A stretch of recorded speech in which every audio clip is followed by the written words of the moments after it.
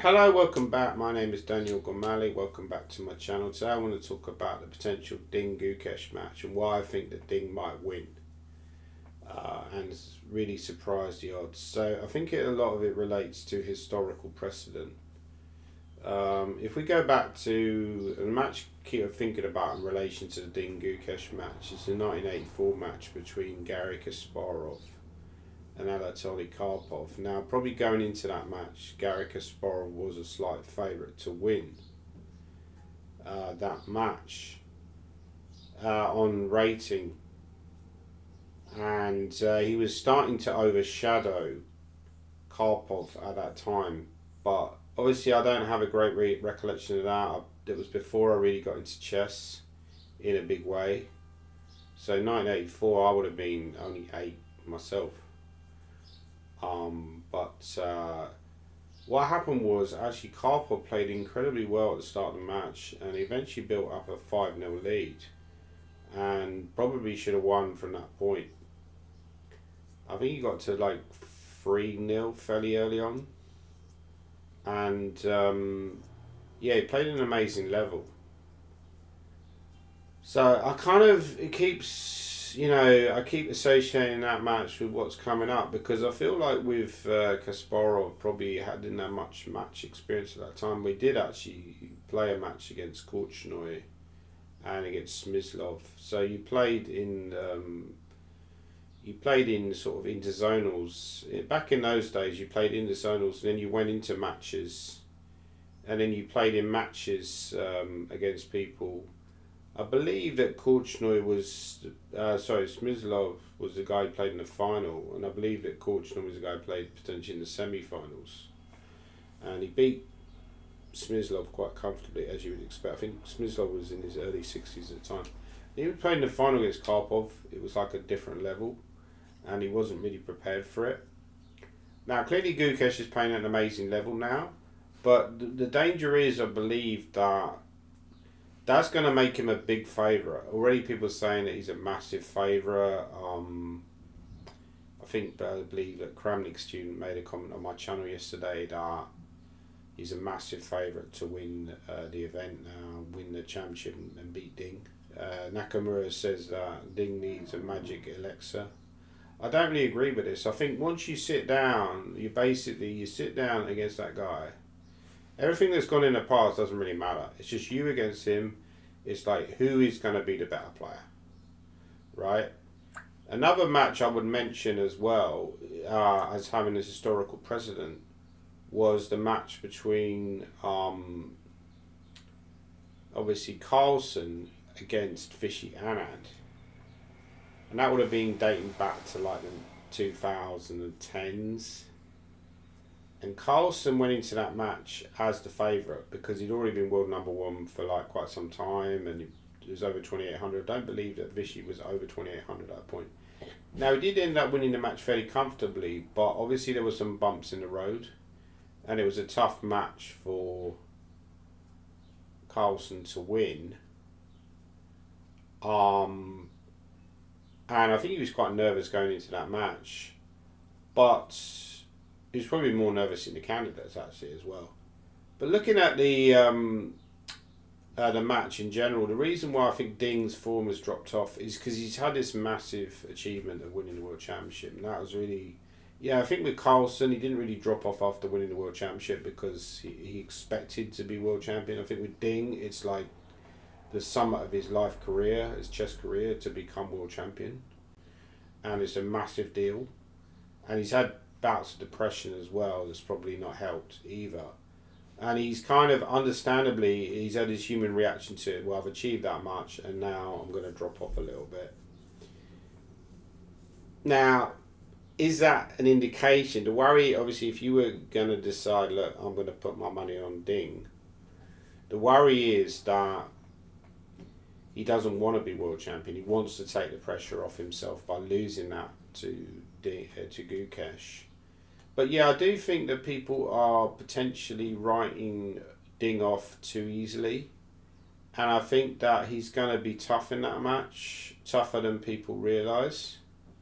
tougher than people expect. I don't think that Gukesh will be taking it lightly, like other people are saying that he basically just needs to turn up to win. I think he'll be taking it very seriously.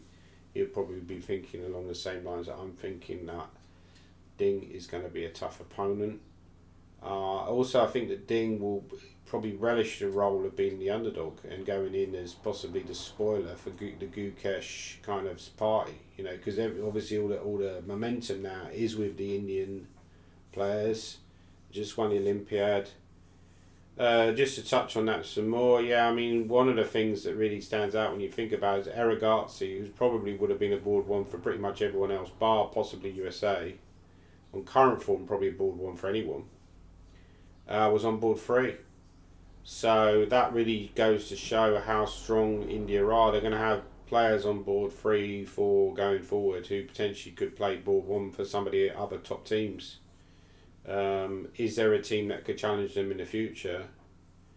I believe the only team that could realistically go in there as potentially 50-50 match would be USA.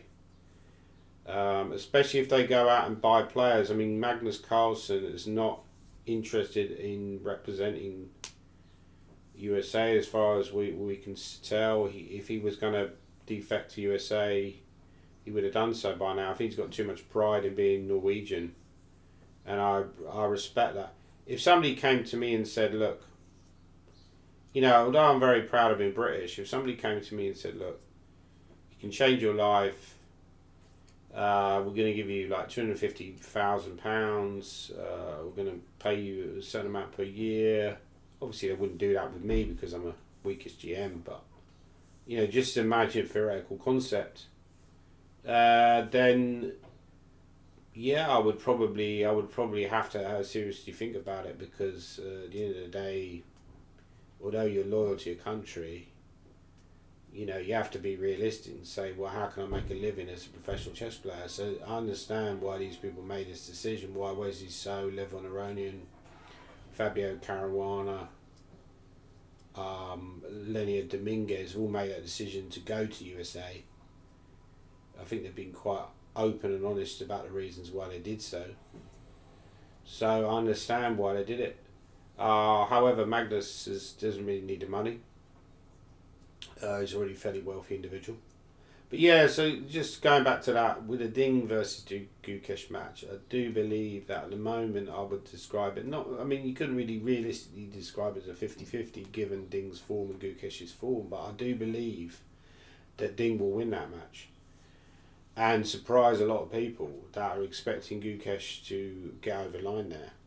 And that won't be the end of Gukesh by any means. I think he will come back and bounce back. But yeah, that's my prediction. If you want to do a bet, I would say bet on Ding. I think he's going to win and potentially even win comfortably. But that's just my feeling. My gut feeling is telling me that, and often my gut feeling is wrong, unfortunately.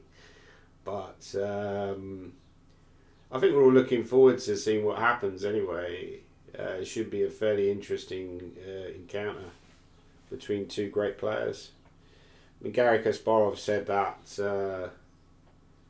you know, you can call it a lot of things, you can't call it a World Championship match. Well, actually now we're starting to see that potentially somebody made this comment. Tarjay, who's a Norwegian journalist, made this comment yesterday on his Twitter, and he said, if Gukesh wins, is he then potentially the best player in the world? I mean, the other thing that we go in, which is an interesting dynamic, is every time Ding makes a draw in that match, and obviously in World Championship match he makes a lot of draws, Gukesh is going to lose quite a lot of rating, because there's quite a big rating difference now between the two of them. So that's another thing to take into account. If Gukesh loses the match in the classical portion, he's going to lose quite a lot of rating points. Another person made a comment that potentially Gukesh needs to win the match in classical time because his record in rapid play formats is not good, and that's another point to take into account. So he's probably doing a lot of training in the rapid play portion and blitz portion. Potentially, you know, in the possibility that the match could be tied and he would have to go into the tie break. So anyway, those are my thoughts. I really keep coming back to historical precedent. You got these matches in the past we can draw upon. One of them was the Karpov Kasparov match. I know that Kasparov eventually became world champion after the match was postponed. Also, the Bobby Fischer match against Spassky is another historical precedent. If we think about that match, Bobby Fischer was quite nervous at the start of the match. I think he went 2-0 down, and eventually came through and won the match convincingly. But that's another one where he went into the match as the favourite. Has there ever been a World Chess Championship match where the challenger has started such a short favourite? And I think that's dangerous for Gukesh because it really piles the pressure on him. And Ding is now in a sort of comfortable position as being a champion, but being quite a big underdog. So I think that's going to play into Ding's hands. Please leave your comments down below. Am I completely bonkers to think that Ding is going to win that match? Or is there any logic in what I'm saying?